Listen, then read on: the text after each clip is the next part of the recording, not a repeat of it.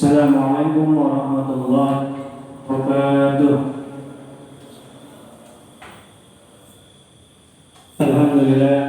Alhamdulillahirabbil alamin. Wassalatu wassalamu ala asyrofil anbiya'i wal mursalin wa ala alihi rasulillahi ajma'in. Asyhadu an la ilaha illallah wahdahu la syarika lah wa asyhadu anna Muhammadan abduhu wa rasuluh. Yang kami hormati Bapak Ustaz, orang tua kami, Bapak Ibu yang dimuliakan Allah Subhanahu wa taala. Pertama-tama kita mengucapkan puji syukur kita kepada Allah Subhanahu wa taala yang mana Allah terus melimpahkan rahmat dan nikmat kepada kita, yaitu nikmat iman, Islam dan keringanan langkahnya agar kita dapat berkumpul di rumah Allah ini dalam rangka dari melaksanakan sholat subuh secara berjamaah dilanjutkan dengan tausiah subuh. Selanjutnya salawat beriring salam kepada junjungan kita Nabi Muhammad sallallahu alaihi wasallam. Allahumma shalli ala sayyidina Muhammad wa ala ali sayyidina Muhammad yang insyaallah telah kita akan mendapat syafaatnya. Amin amin ya rabbal alamin.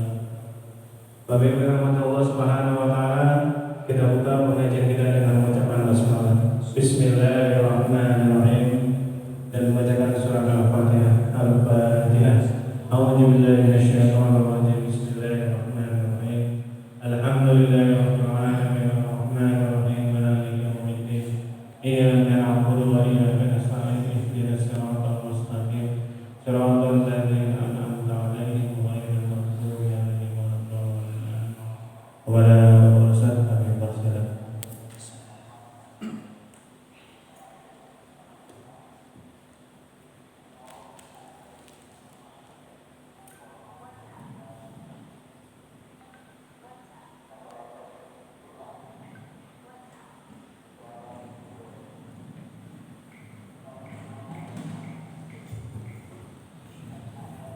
Bismillahirrahmanirrahim.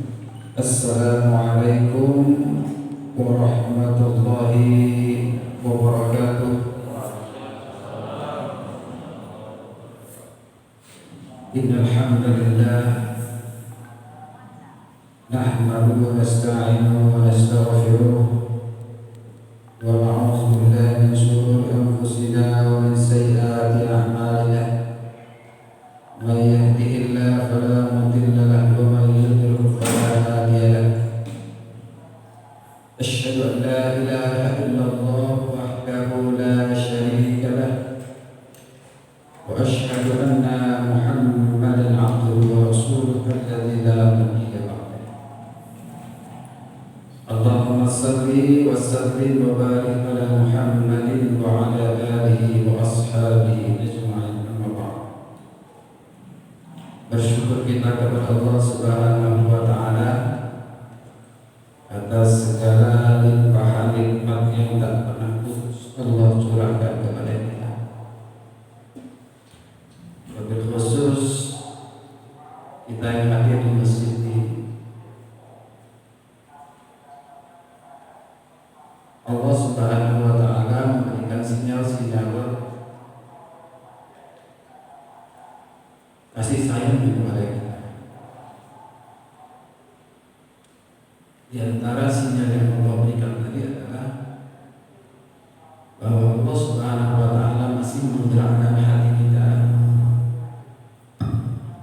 Allah masih menggerakkan hati kita untuk meringankan langkah ke masjid yang menentukan. Sejak dari sebelum subuh tadi kita sudah bangun dan tidur di tengah subuh yang dingin. Lebih enak menaik selimut daripada pergi ke masjid.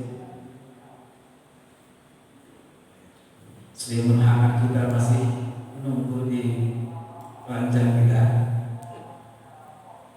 Tapi itu semua kita singkirkan karena Allah Subhanahu wa taala menyinari hati kita dengan cahaya iman. Kita berwudu di rumah atau sebelumnya kita sholat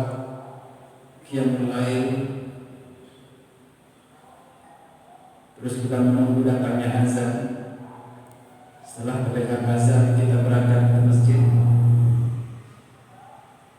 Sampai di masjid kita melaksanakan sholat tahiyatul masjid. Kita dengar azan, kita sholat qabliyah subuh, dan seterusnya dan seterusnya.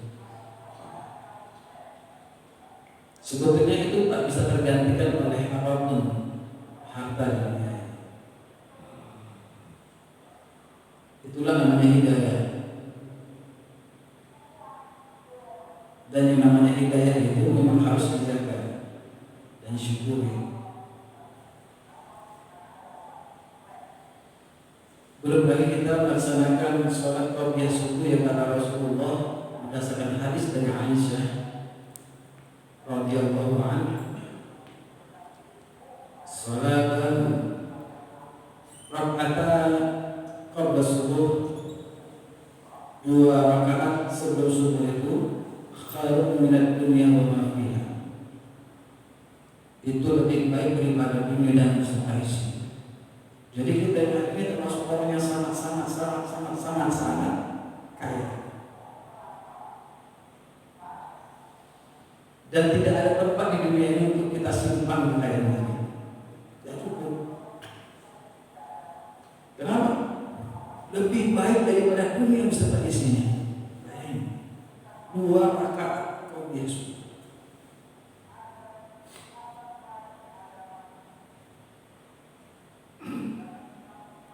Andaikan saja Pak, setiap kali kita sholat subuh atau qabliyah subuh diletakkan 100.000 di masing-masing saja dari kita ini, mungkin masjid ini penuh ya Pak. 100.000 penuh. Tapi kenapa masjid tidak penuh? Karena memang itu usia bagi orang-orang beriman. Gak nampak itu.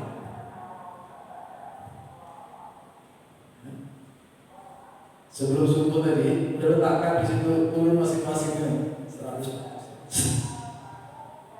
Penuh banget. Tapi itu dah namanya imam. Dan alhamdulillah pada pagi hari ini saya menggantikan Ustazuna Dr. Ihsan Satria MA untuk menggantikan beliau hadir di sini. Semalam beliau telepon saya untuk menggantikan. Kenapa saya memintanya? Karena kajian yang biasa disampaikannya adalah tentang kajian hadis. Ya kan Pak? Hadis arba'in Pak. Dan ketepatan saya sedang mengambil S3 di UNSU ilmu hadis.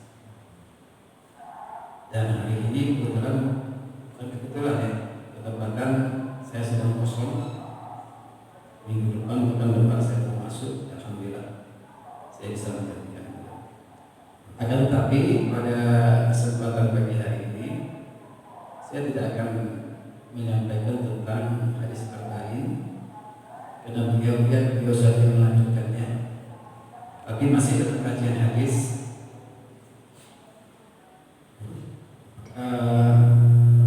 Izin saya dulu Pak ya.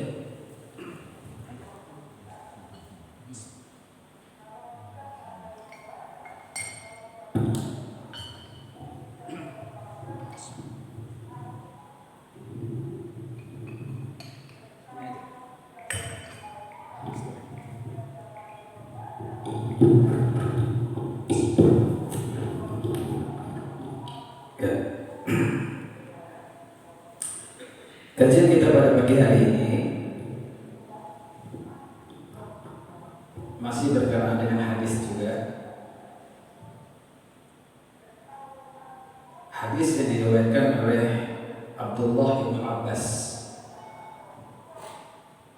Abdullah bin Abbas. Abdullah bin Abbas ini anak paman Nabi. Abdullah bin Abbas bin Abdul Muttalib. Jadi masih keluarga Rasul.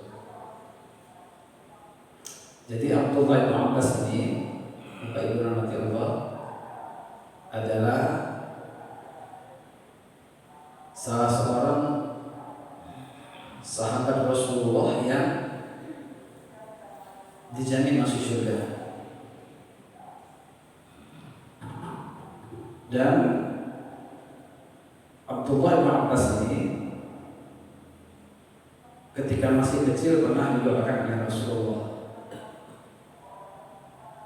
Pernah didoakan oleh Rasulullah. Dan apa doa Rasulullah? Allahumma faqihu fid din wa 'allimhu ta'wila. Ya Allah, berikanlah kepada anak ini, anugerahkanlah kepada anak ini ilmu dan pemahaman akan takwil-takwil daripada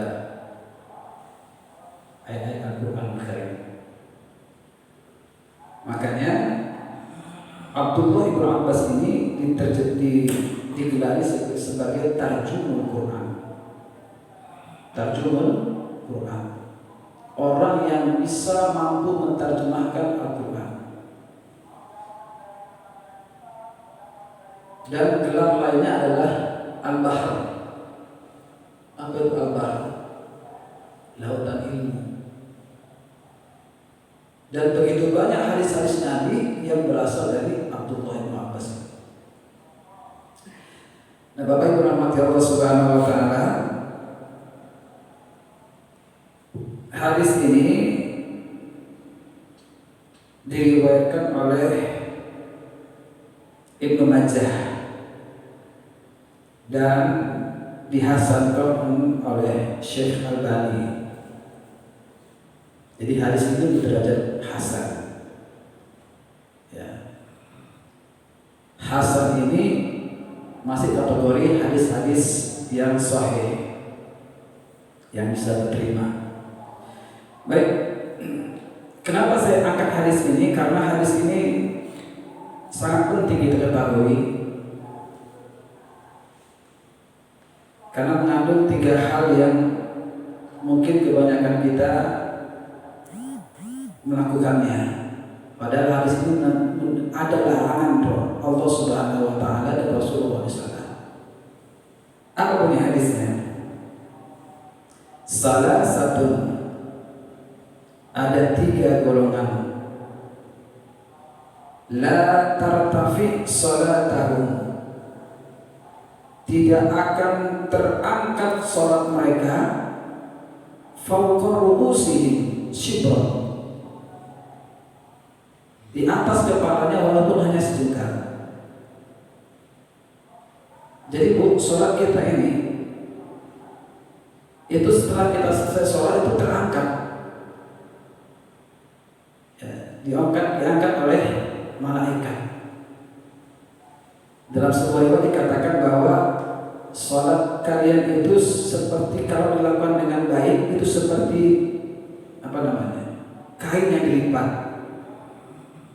Setelah itu diangkat oleh para malaikat, diletakkan di sijil, diletakkan di suatu tempat yang nanti di padang mahsyar itu akan diserahkan kembali kepada kita. Kalau sholatnya bagus, itu seperti kain yang bercahaya. Tapi kalau sholatnya tak bagus, nggak ada khusyuknya, asal-asalan, pengen cepat-cepat aja. Maka saya heran kalau ada orang pengen sholat kok pengen cepat-cepat. Seolah-olah sholat itu seperti beban bagi dirinya. Dan kalau kita diterima sesuatu itu kan pengen cepat-cepat kita letakkan.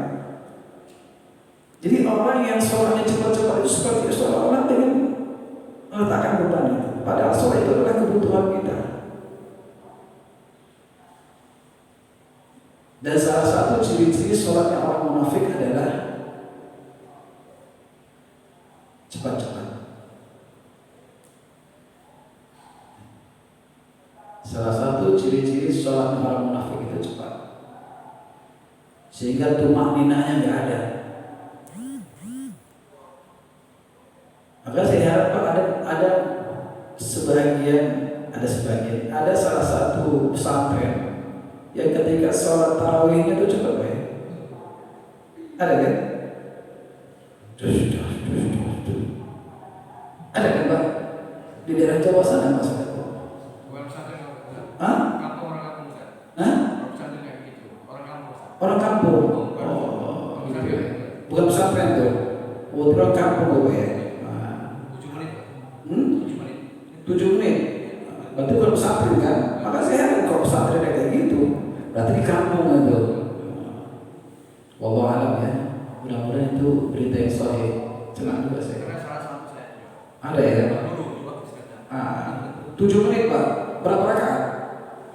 23. 23. Wah, jemaah cepatnya itu Pak ya. Di daerah muda Ustaz. Hah? Di daerah muda itu Pak.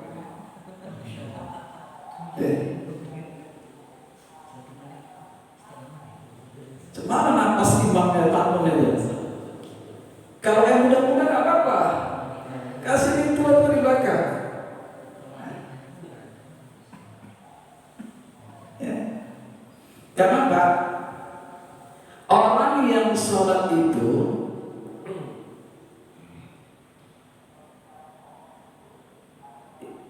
ada 3 hubungan seorang hamba dengan Allah itu ada 3. Pertama, hubungan tuan dengan majikan, tuan dengan hambanya. Ada orang-orang yang beribadah seperti itu Pak.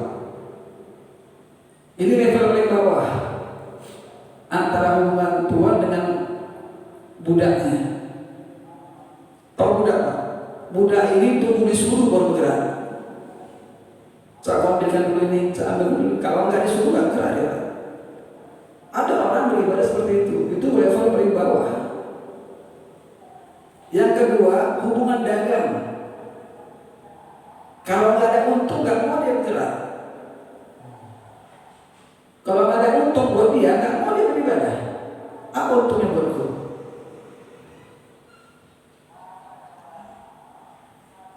Apa untungnya? Kalau nggak ada untung ngapain bergerak dia? Sholat duha. Apa keuntungan sholat duha?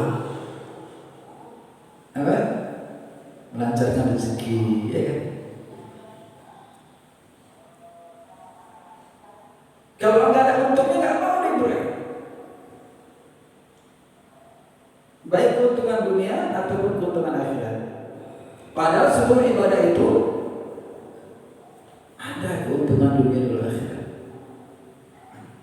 Makanya betul kata Ahmad Dhani dalam lagunya. Tahu Ahmad Dhani Pak? Apa lagunya? Andai surga dan neraka tak pernah ada, masihkah kau tunduk padanya? Andai surga dan neraka itu tak ada, masihkah kita taat sama Allah?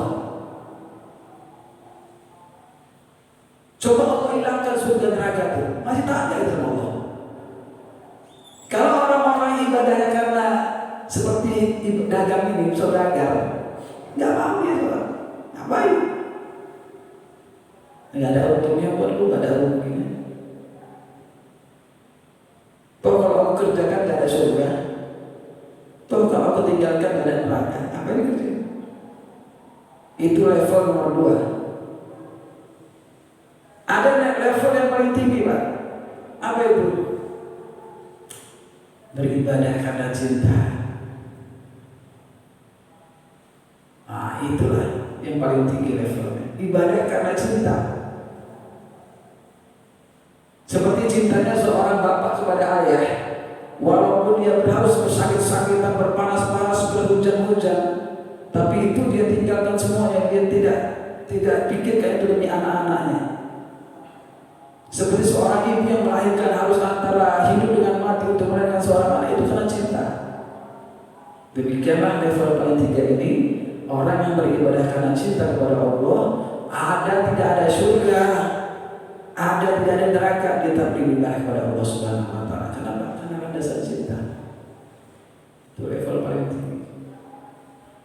Itulah yang membuat siapa tuh yang keluar dari mulutnya seorang sufiah, ya Allah, kalau kau masukkan aku dalam neraka, siapa?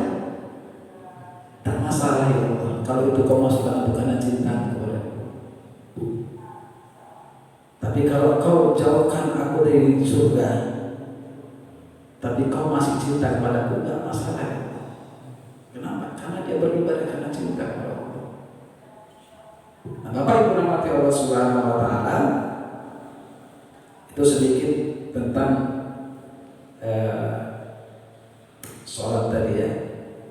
Nah, Ibnu Abbas ini, kembali ke hadis ini, Ibnu Abbas ini pernah meriwayatkan sebuah hadis di Rasulullah SAW. Apa katanya? Apa kata Rasulullah? Salah satu la tartafi salatahum fawqa ru'usihim shibran. Tidak akan terangkat soal pahala sholat seorang hamba walaupun hanya sejengkal. Ada 3 golongan. Pahala sholat diangkat selesai sholat. Dan masing-masing kita ini ketika kita sholat ini beda-beda nih pahalanya, Pak. Ada 20 orang di sini, beda-beda tuh pahalanya, nggak sama. Dan yang menentukan pahala itu adalah khusyuk tidaknya di sama Allah. Nah, Bapak Ibu rahmati Allah Subhanahu wa taala, apa ketiga golongan tadi yang kita mudah-mudahan Allah jauhkan? Yang pertama, rajulun amma qauman wa hum lahu karihun. Golongan pertama adalah seorang laki-laki yang mengimami sebuah kaum, tapi kaum tersebut gak suka sama dia. Jadi imam sebuah kaum, tapi kaum itu gak suka sama dia. Nah, itu hati-hati kita. Itu makanya jadi imam itu gak boleh sembarangan orang. Nah, imam di sini oleh para ulama menentukan ada 2 versi. Pertama Imam Sugro, yang kedua Imam Kubro. Imam Sugro siapa itu? Imam sholat. Jadi kalau ada seorang laki-laki menjadi imam sholat sementara makmum gak suka sama dia, jangan harap pahalanya itu terangkat walaupun hanya sejengkal dari kepalanya. Ada di masjid kami sana dulu sebelum pergantian DKM, diangkatlah jadi imam. Jadi imam ini suka dia punya kegemaran kalau sore-sore itu nongkrong-nongkrong di kedai kopi, ya Pak, main catur, ngobrol-ngobrol. Ya, tapi memang sholatnya bagus. Tapi kebiasaan itu ditengok oleh para jamaah itu suka sebetulnya. Tapi karena BKM sudah nyuruh dia dan karena memang suaranya bagus, tadi jadi imam dia situ. Hampir rata-rata jamaah ibu-ibu terutama nggak suka. Kenapa suka nongkrong, mencampur, kenapa di situ? Seharusnya seorang imam itu bisa menjaga marwahnya sebagai seorang imam. Jadi nggak suka di sini dalam hal yang disyariatkan agama. Contoh, Bu, kenapa ibu nggak suka sama imam itu? Semana Pak Ustadz, kami nggak suka sama dia. Dia itu kalau sholat panjang-panjang kali bacaan. Nggak suka kan? Boleh nggak seperti itu? Enggak, itu nggak boleh. Ya. Panjang pendek itu kan relatif ya, tergantung yang bawa kan. Kalau yang bawa tadi seperti makmum kita tadi, imam kita tadi kan enak ya bacaannya, 1 juz nggak apa-apa ya Pak, asal paham kita ya, surah Al-Baqarah. Jadi panjang pendeknya bacaan itu bukan termasuk sesuatu yang bisa menyebabkan kita nggak suka sama dia. Walaupun sebetulnya sebagai seorang imam harus paham tentang keadaan makmumnya. Jangan mentang-mentang dia hafal 30 juz dibantai di surah Al-Baqarah. Seorang imam itu harus tahu kondisi makmumnya. Lihat dulu apakah makmumnya kebanyakan masih muda-muda atau gimana. Itu makanya disyariatkan, maaf ya, seorang makmum itu, imam itu sebelum sholat itu menghadapkan imam makmum. Istau sufufakum. Jangan langsung Allah, enggak. Menghadap dulu makmum. Tengok dulu keadaan makmum. Itu Nabi. Tengok dulu keadaan. Dulu kan waktu masa Nabi nggak ada tidak seperti ini, Pak. Nggak ada tidak seperti itu. Tapi tahu Nabi itu gimana kan kondisi ya. Sekarang ada tidak itu, ya nggak masalah. Jadi itulah fungsinya kenapa imam itu ketika sebelum mulai sholat itu menghadap makmum untuk melihat kondisi gimana. Rapatkan dulu barisannya, softnya, Pak. Tolong Pak, rapatkan Pak. Itu belum maju sih Pak. Jadi jangan mulai sholat sebelum kondisi minimal sholat pertama itu rapi. Sampai-sampai dulu ketika Nabi Muhammad SAW menjadi imam, itu ada spesial Umar bin Khattab itu meluruskan apa? Saf. Pakai pedangnya kan? Gitu. Pakai pedang Pak. Kita pakai pedang ini gimana? Mau pakai pedang nggak? Dibuat senjata pedang nggak? Luruskan kan? Lurus. Jangan ada tenggang. Ustaz, tapi kan pandemi Ustaz, corona. Rapatkan aja lah. Corona nggak corona? Kalau saya pribadi Pak ya, corona nggak corona, saf sholat itu harus rapat. Kenapa? Karena saya tidak percaya Pak, ini bukan takabur ya. Orang-orang yang masuk ke masjid itu adalah tamu-tamunya Allah, dan Allah akan jaga ya. Kalaupun kita kena corona gara-gara kita ke masjid, gara-gara rapat itu udah niatkan mati syahid. Tak perlu takut. Yang namanya ajal itu kan yang sudah ditentukan Allah.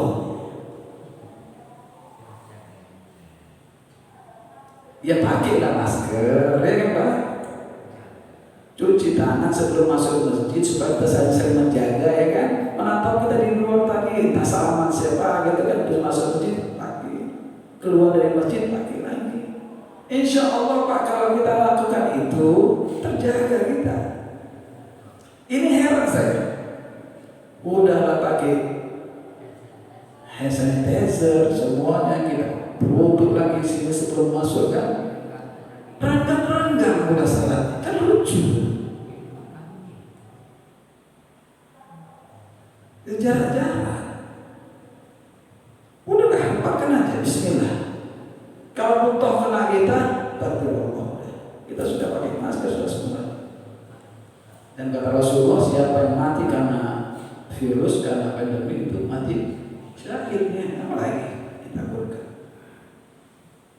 Udah, lanjut. Jadi itu Pak ya. Jadi imam yang tidak disukai oleh makmum, jangan harapkan sholatnya itu berangkat. Itu pengertian imam yang pertama, imam musyuro. Alhamdulillah di sini sudah ada imam tetap Pak ya. Walaupun ada ustadznya, tetap ada imam tetapnya. Saya pikir saya lebih maju, tapi alhamdulillah ada imam tetapnya. Alhamdulillah. Itu masjid itu sudah alhamdulillah. Tapi di masjid kami Pak, dulu waktu sebelum, alhamdulillah Bapak tahu masjid Khalid bin Walid, Jalan Japaris, Rahmat Syah, ya, Khalid bin Walid itu masjid lama. Sekarang saya pengurus PKM sekretaris itu sudah 2 periode, ya terpilih kembali. Sebelum kepengurusan sebelum kami itu asal-asalan aja siapa yang aku jadi imam. Pernah kejadian Pak di tempat kami sholat maghrib Waktu saat itu belum kami di DKM, sholat maghrib.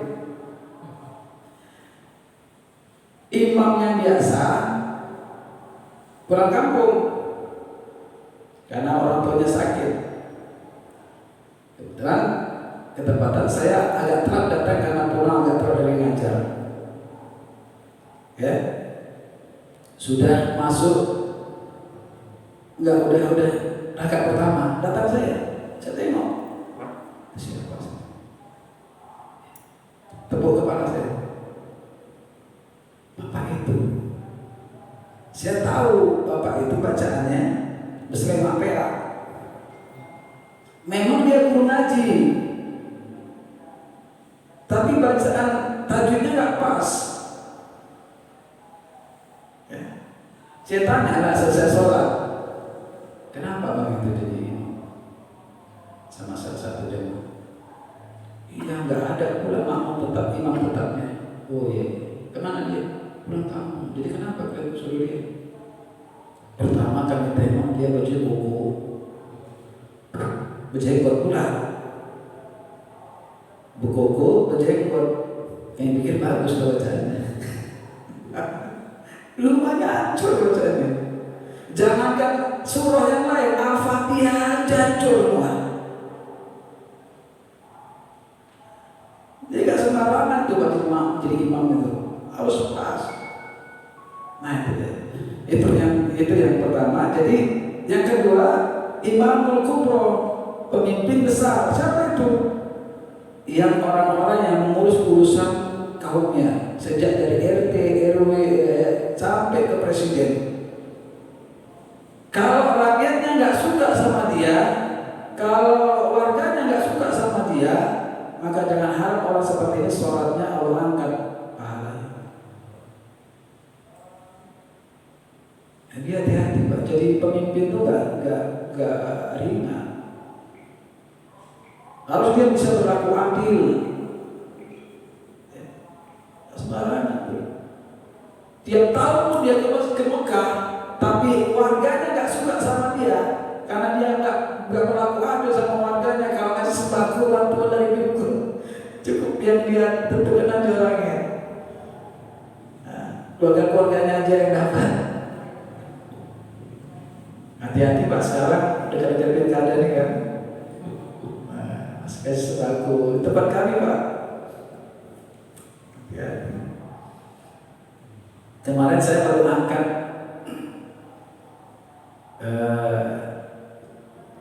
larangan bahwa orang yang memilih pemimpin itu tidak boleh asal-asalan. Kenapa? Karena orang yang kita ikuti itu nanti bisa menjerumuskan kita masuk ke neraka. Dalam surah Al-Baqarah ayat 166 167 kita buka Pak. A'udzubillahi minasyaitonirrajim. Bismillahirrahmanirrahim.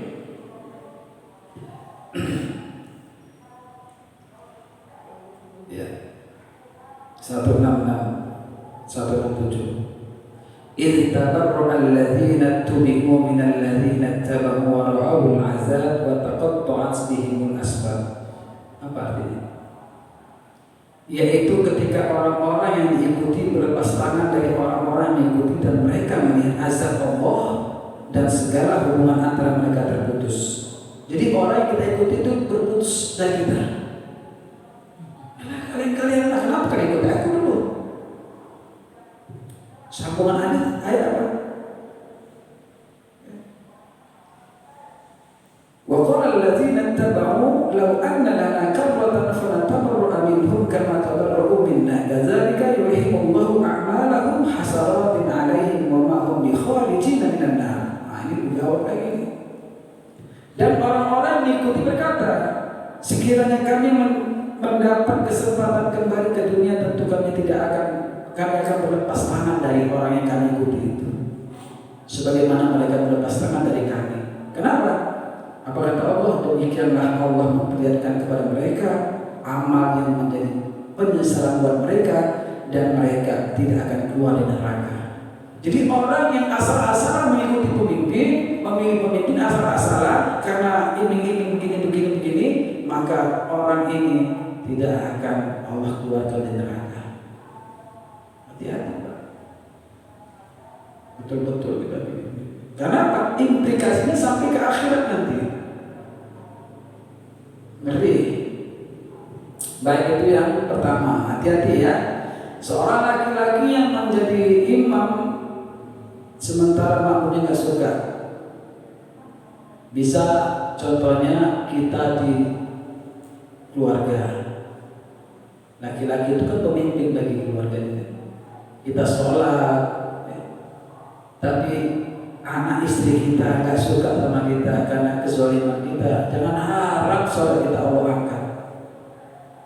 Nangis, kita sholat khusyuk, kita sholat, tapi orang yang kita imami, anak istri kita nggak suka sama kita karena kezaliman kita. Jangan harap sholat kita diangkat. Jadi dari pemimpinan paling kecil sampai paling atas. Yang kedua, nah ini itu yang pertama tadi tentang laki-laki ya. Yang kedua adalah perempuan dikena. Siapa itu?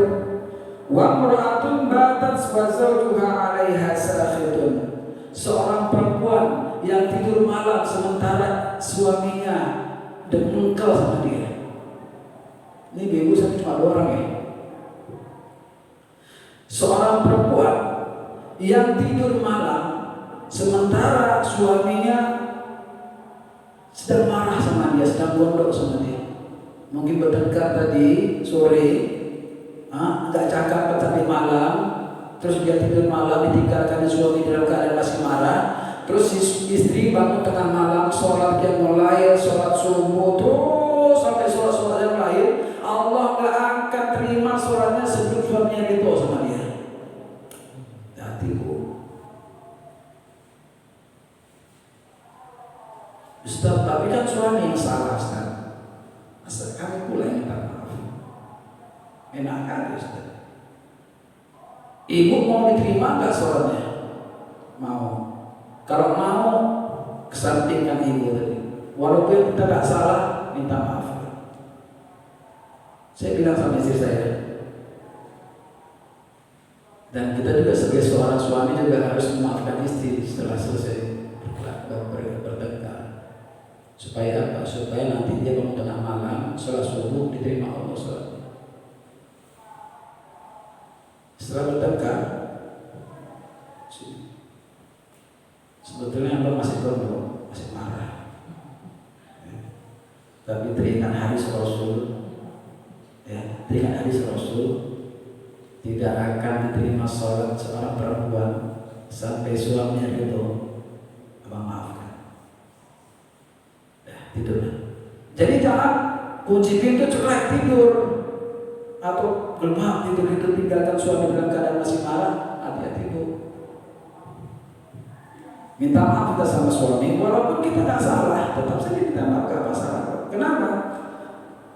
Itu makanya dalam Al-Quran tidak ada perintah minta maaf, gak ada. Ibu carilah. Ada gak perintah minta maaf? Gak ada. Tapi perintah minta apa? Maafkanlah. Loh kenapa Ustaz tidak ada perintah minta maaf? Yang ada perintah memaafkan? Karena memaafkan itu lebih sulit daripada minta maaf. Memaafkan itu kan memberi maaf. Mana lebih sulit? Meminta atau memberi? Memberi itu sulit. Kalau minta gampang, tapi memberi itu belum semua orang itu bisa. Tapi orang-orang yang bisa memberi maaf, insya Allah dia akan gampang minta maaf kalau dia berbuat salah. Nah, jadi ibu, kalau kita bertengkar sama suami berselisih, ya minta maaf aja. Kita pun jadi sebagai seorang suami harus memaafkan istri kita sebelum istri kita itu minta maaf sama kita, supaya selamat ibadahnya. Nah itu dia. Bapak Ibu rahmati Allah Subhanahu wa taala. Yang ketiga apa? Yang ketiga adalah wa akhwani mutasawwirifani. 2 orang yang dulunya bersahabat tapi akhirnya mereka berselisih, berjauhan, tidak saling tegur lagi. Dua orang ini tidak akan Allah angkat pahala sholatnya walaupun sejuta. Berteman awalnya, tapi karena berselisih akhirnya mereka tak saling teguran. Hati-hati kita. Dua orang ini kata Rasulullah, ya akhwani wa akhwani, dua orang sahabat yang saling berselisih, saling tidak tegur-teguran. Ya dua-dua ini kena sia-sia. Jadi Bu, kalau kita berselisih sama kawan, kata Rasul kan tidak halal bagi seorang muslim tidak berbicara dengan saudara muslimnya lebih dari 3 hari kan. Nah, jadi kalau kita mungkin sedang gondok kesel sama saudara kita, bilang aja sama dia, aku sedang gondok sama kau, gak mau bercakap tapi 3 hari aja. Hebat 3 hari aja. Itulah 3 hari itulah kita disuruh Rasulullah untuk istighfar, itulah muhasabah. Mungkin salah aku ada, mungkin aku suuzon sama dia, mungkin aku salah paham. 3 hari itulah kita menetralkan kemarahan kita. Makanya nggak hal lebih dari 3 hari. Ini nggak seumur hidup aku tidak ada itu bahaya itu. Seumur hidup aku nggak akan cakap sama dia, nggak mau bicarakan, nggak boleh. Kenapa kata Rasul? 2 orang yang dulunya saling bersahabat, wa akhwani kata Rasulullah. 2 orang yang dulunya bersahabat awalnya, terus karena berselisih mereka nggak saling bertepuk sapa. Nah orang ini tidak Allah angkat pahala sholat Allah sejuta. Itu ya. Jadi Bapak Ibu rahmati Allah Subhanahu Wa Taala, itu makanya ada riwayat mengatakan ada seorang sahabat Rasul yang dijamin masuk surga kan? Nah, dijamin masuk surga. Amalnya apa? Bukan karena sholatnya, bukan karena hajinya, bukan karena tilawah Qur'annya, dijamin masuk surga. Ada salah seorang calon penghuni surga kata Rasulullah. Siapa itu? Amalnya apa? Amalnya adalah sebelum dia tidur, dia sudah memaafkan kesalahan orang. Bayangkan. Sebelum tidur Pak, pernah tak kita lakuin itu? Sebelum tidur kita pikir satu hari ini siapa yang buat salah sama aku? Oh si A, si B, si C. Aku maafkan dia. Dia nggak minta maaf sebelum lebaran. Sebelum lebaran minta maaf. Nah kita kan gitu sering. Bang, minta maaf ya bang, yang mungkin setahunnya aku maaf sama abang bang. Enggak. Setiap kali dia sebelum tidur dia memaafkan kesalahan orang lain sama dia. Itu cara punya surga itu. Berat, memaafkan itu berat Pak. Apalagi kita sudah difitnah, sudah dicaci maki, sudah macam-macam, harga diri kita hancur di masyarakat. Tapi kita mau memaafkan dia, luar biasa itu. Nah pertanyaannya Bu, kenapa sih kita susah memaafkan orang? Pernah saya tanya sama seorang guru saya, kenapa Ustaznya kita susah kali memaafkan orang? Padahal pahalanya lebih besar. Apa kata Ustaz saya? Kenapa berat? Karena kita merasa ketika kita memaafkan dia itu untuk kepentingan dia. Padahal salah. Ketika kita memaafkan orang lain itu untuk kepentingan diri kita sendiri, supaya hati kita tenang. Kalau kita diiman kan susah. Nampak muka dia lewat dari sini pula ada dia. Aku mau ke sana, dia pulang, mau kemari. Lewat jalan Pak, kita nyari jalan lain. Siapa yang susah di situ? Ya kita. Dia belum tentu pikiran sama dengan kita. Dia tenang-tenang saja. Lewat rumahnya, nampak mobilnya, dia pulang, kabar pulang. Jadi Bapak Ibu rahmati Allah Subhanahu Wa Taala, ketika kita memaafkan orang lain untuk demi kepentingan diri kita, maka ringan itu. Supaya hati kita damai, tenang. Saya pernah Pak dulu, ini penutup, pernah dulu saya Kamis keluarga pernah difitnah di Belawang sana. Pernah kakek kami itu dibilang apa namanya PKI. Kenapa? Difitnah.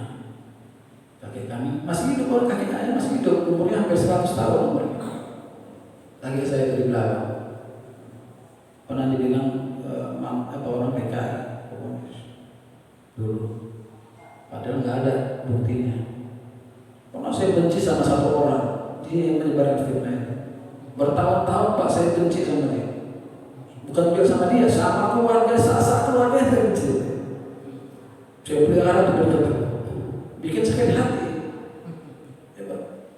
Tapi dapat kajian itu loh, gunanya ngaji itu Pak. Untuk apa kalian hadir? Saya sebetulnya mau kupas lagi 3 kunci kebahagiaan hidup, tapi udah nanti kapan-kapan aja jumpa. 3 kunci kebahagiaan hidup, nggak jauh-jauh. Ini yang kita lakukan sehari-hari, tapi kita tidak tahu. Sinilah kunci kebahagiaan hidup. Maksud kupas, nanti aja kapan-kapan. Terus barangkali itulah 3 golongan yang kata Rasulullah tidak diangkat pahalanya walaupun istiqlal. Yang pertama adalah seorang yang jadi imam bagi kaumnya sementara kaumnya tidak suka sama dia. Yang kedua adalah seorang perempuan yang suaminya itu gondok sama dia tinggalkan dalam keadaan gondok, dalam keadaan mungkal, dalam keadaan kesel, dia bikin tidur. Itu hati-hati. Yang ketiga adalah 2 orang yang saling berkasih sayang sebelumnya, saling bersahabat tapi tidak berpisah. Maka 2 orang ini kata Rasulullah tidak akan Allah angkat pahala sholatnya, artinya tidak Allah terima. Jadi barangkali mudah-mudahan Allah Subhanahu wa taala berkait pertemuan ini. Aku lupa biasa. Kalau ada pertanyaan silakan. Assalamualaikum warahmatullahi wabarakatuh. Waalaikumsalam warahmatullahi wabarakatuh. Terima kasih Pak Ustaz penjelasannya. Mungkin dari Ustaz ada yang bertanyakan dengan Rasulullah tentang Bapak Ibu.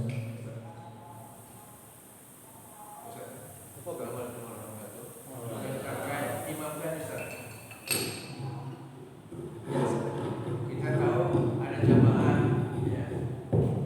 Ini, ya. Tapi kita maklum kan, waktu mau jadi imam kita mendalam, ya. Jadi ya, ini pengalaman satu orang ya. Waktu masih muda dulu kita di kampung sana. Ya. Dikasih tugas imam tarawih. Ternyata di dua ada mata pacar yang kita putusin, jangan cuci. Nah, tapi balik aja minta maaf dulu Ustaz. Nah, mau tahu mau nggak tahu lah, pokoknya karena ngerasanya gitu, takut bisa kawin yang tadi kan, ke belakang dulu. Kalau ada jamaah yang dekat ke saya mohon izin minta maaf, ya saya imamnya juga. Nah, pertanyaannya. Jadi dong kawan lu gimana? Masih bisa ini masuk ke ini. Nah, iya. Jadi yang dikatakan di sini adalah sebagian besar makmumnya. Bukan satu orang ya kan? Satu orang ya. Dia punya hutang sama aku. Gak dibayar ini. Nah, bukan saat itu ya kan? Nah, Ustaz, saya punya hutang jadi imam. Ustaz itu gak dibayar, Ustaz. Tahu-tahu gak dibayar Ustaz. Nah, itu gak terima, bukan. Sebagian besar makmum itu gak suka sama dia. Nah, itu dia. Jadi gak masalah lah. Alhamdulillah selamat ya.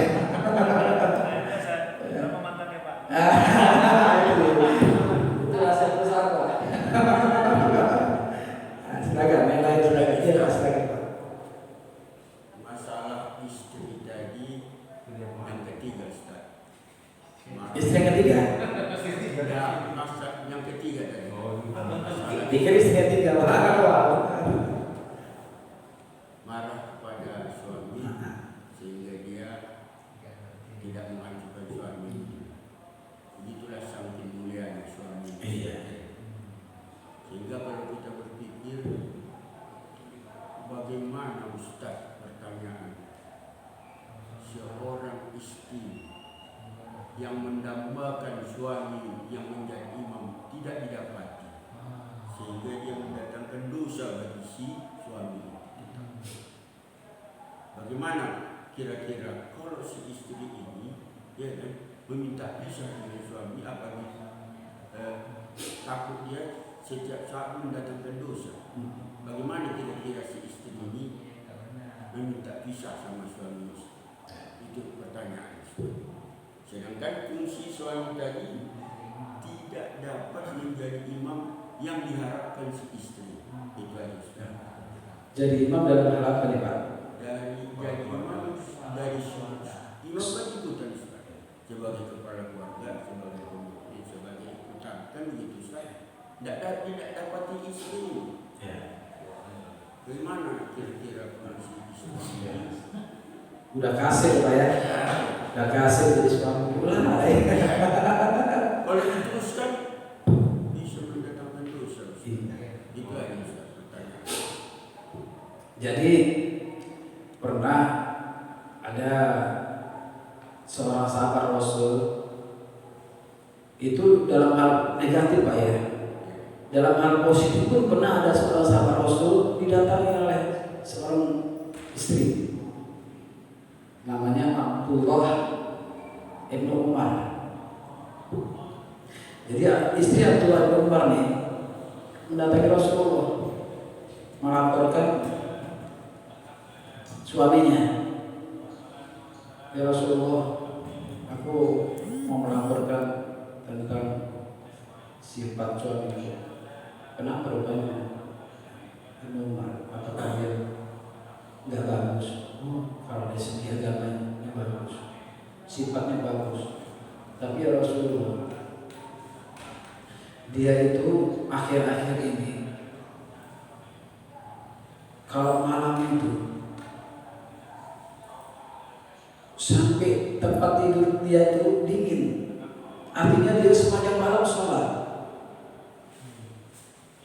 sepanjang malam sholat sampai tidak menghiraukan aku. Terus dia sepanjang hari puasa, nggak sentuh istrinya. Diambil sama Rasulullah, dipanggil Abdullah bin Umar. Betul apa dia istri? Betul. Kenapa kalau betul? Aku mau mencontoh kamu. Aku ingin mencontoh kamu. Apa kata Rasulullah? Aku itu kalau sholat malam aku sholat, tapi kalau sholat aku tidur. Gak aku paksa untuk sholat sepanjang malam. Ada hak istri yang aku harus tunaikan. Kalau aku puasa aku tidak berbuka. Jadi untuk hal-hal yang positif saja Rasulullah larang, kalau berlebihan apalagi negatif. Ya. Nah, itu pernah kejadian ada seorang yang mengadukan suaminya kepada Rasulullah. Nah, berkaitan dengan persoalan Bapak, kalau ada seorang suami tidak bisa menunaikan tugasnya sebagai seorang suami, seorang laki-laki tidak bisa menunaikan tugas sebagai seorang suami, maka apakah boleh istrinya itu minta pisah? Nah, dilihat dulu apakah si suaminya ini kan dalam apa namanya sirat takdir kan ada dibacakannya setiap kita sholat mau nikah kan ada. Jika suami secara selama sekian tidak memberikan nafkah, ya kan itu kan ada. Si istri boleh mengadukan kepada wali hakim dan sebagainya kan, boleh.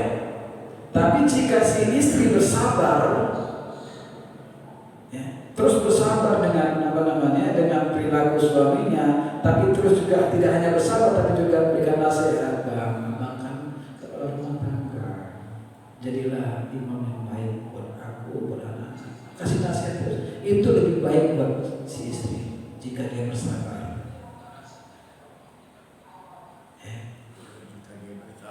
Insya Allah, Inna Allah ma'as.